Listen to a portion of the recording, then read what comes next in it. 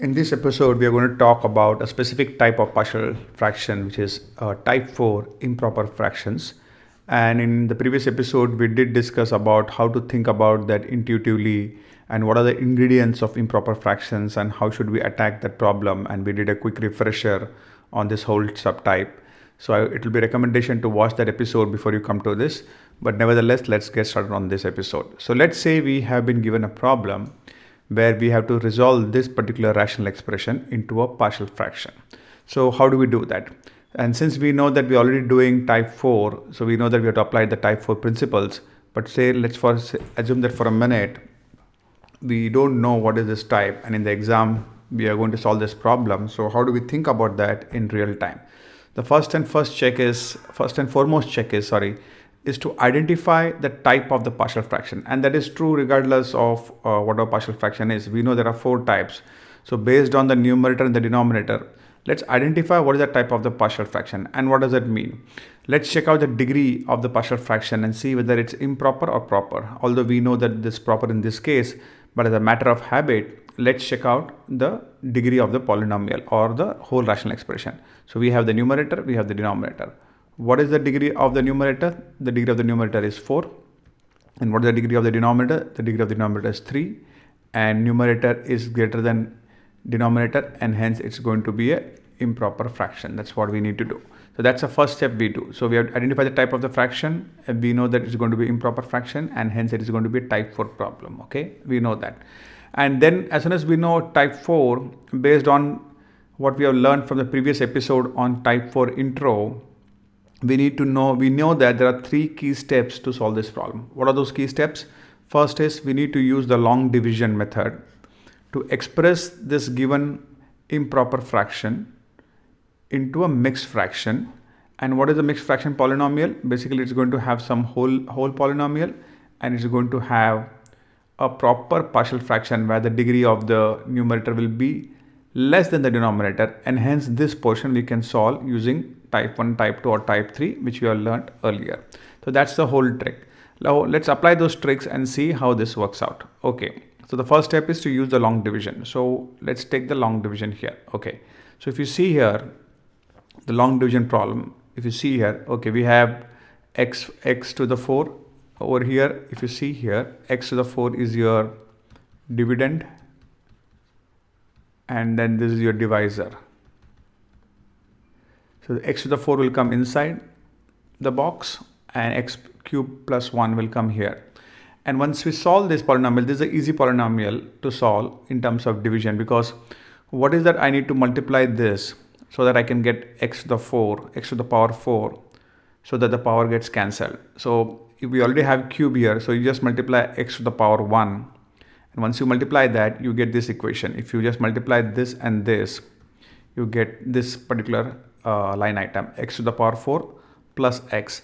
And then you subtract, like we do in our common division, you subtract this part from this part. That's why the subtraction sign is, minus sign is there. So x to the power 4 gets cancelled. We don't have, so this becomes 0. And this plus x minus x will become minus x. So we get a negative x. Okay. And then what we do is, once you get to this point, we cannot divide it any further because the degree of this is 1 and it has just become a proper partial fraction. When we started, the degree was 4, which was greater than the x to the power 3. So at this step, it was an improper fraction. And at this step, the degree is 1 and the degree of the divisor is 3. So it has become a proper fraction. So we cannot divide it anymore. So we leave it as it is and we stop at this point. That's what pretty much we do.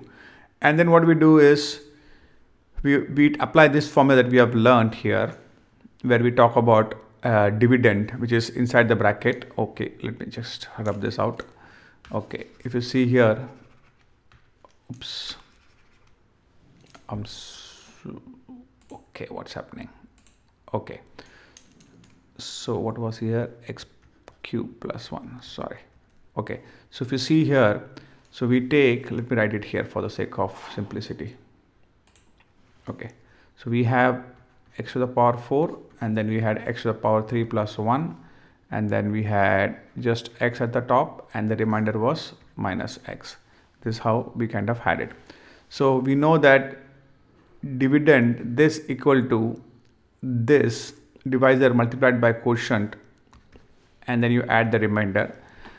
Or this formula, if you divide both the sides by divisor, over here you divide by divisor, we have seen this in the previous episode, you get this formula, and this formula is better you remember. Certain folks can remember this formula because we have learned in elementary school, or you can remember this formula. Whatever works, you remember this, but finally you have to get to this formula because the given rational expression is in this format. If you see the given rational expression, it's given as a ratio of the polynomials where the numerator is a dividend inside the bracket over here, inside the box x to the power, and whatever is outside is the divisor. So you have to get into this format, and then you have to just plug in those values of quotient, whatever is in the quotient side, and then plus you just put the remainder over the divisor. And the trick here is the denominator will be the same because all the partial fractions, the step is to make the denominator same so that you can eventually cancel out. So if you want to remember that way, that's a quick hint.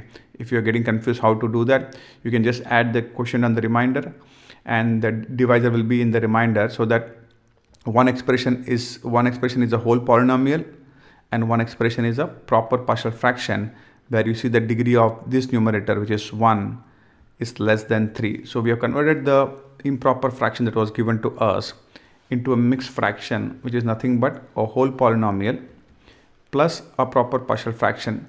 And then we can solve just this piece using one of the three types, because now it has become a proper partial fraction, just this piece. That's how you solve it, okay? And now what we do is, now we write a clean version of the equation like this. We have the improper fraction written into a whole polynomial plus a proper partial fraction, and then we'll just focus on this and solve this using one of the three types that we know. It could be a non-repeating linear, it could be a repeating linear, or it could be a quadratic, and let's try to find that out. So for now, I'm just copying this equation, okay? I'm not copying the whole term, I'm just copying this equation and copying it here. But once you solve it, don't forget to put it back in this equation, because we have this plus x. Now that's a common mistake because people forget that. So just make sure that you put it back. So now let's focus on just the second term of the proper partial fraction, minus x over x cube plus 1. So what do we have? We can apply this identity, which is a cube plus b cube. It looks like a cube plus b cube, like for example x to the cube 1 plus 1 to the power 3. It just looks like in that format. So we can expand using this formula. So once you substitute that, this is what you get over here.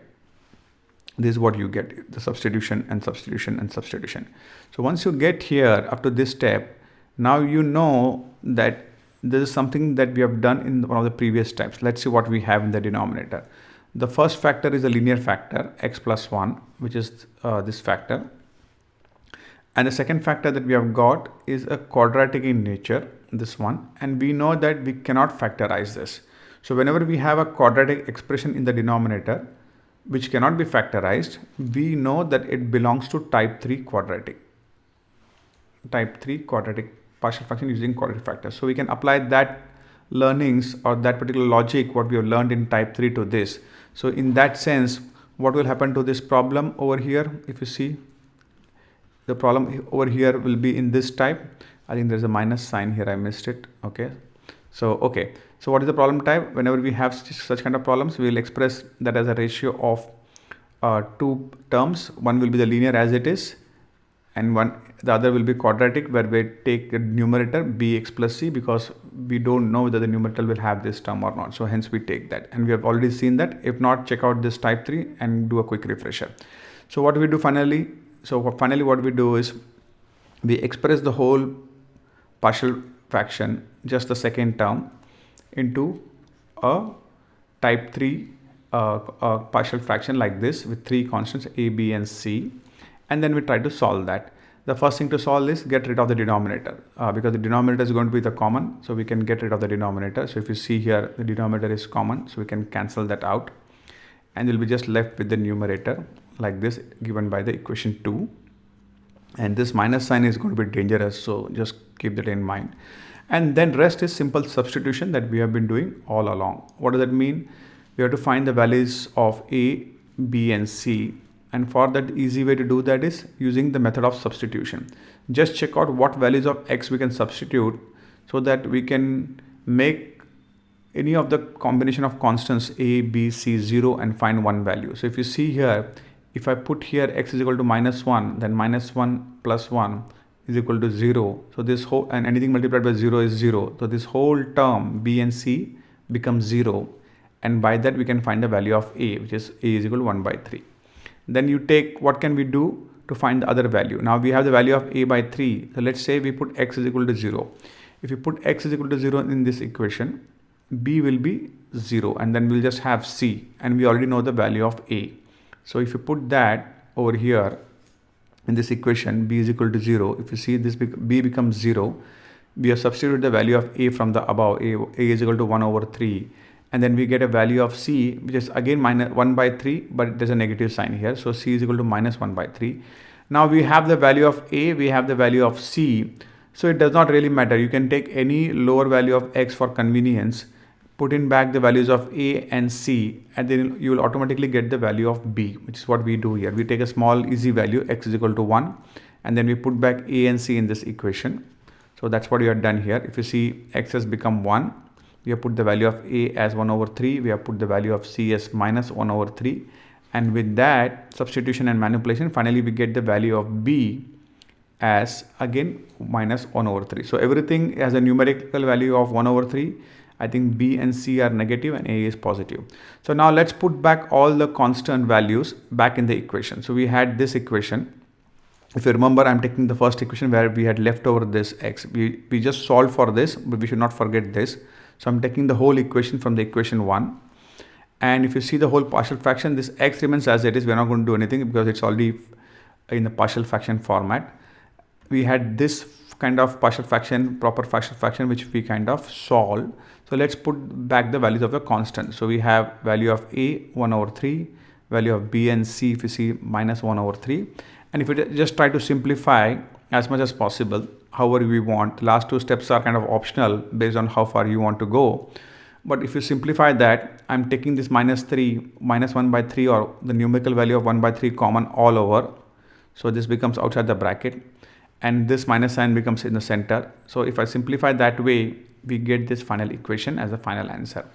So this is how you solve the type 4 improper fraction, kind of a long steps, but this is how we solve. Okay.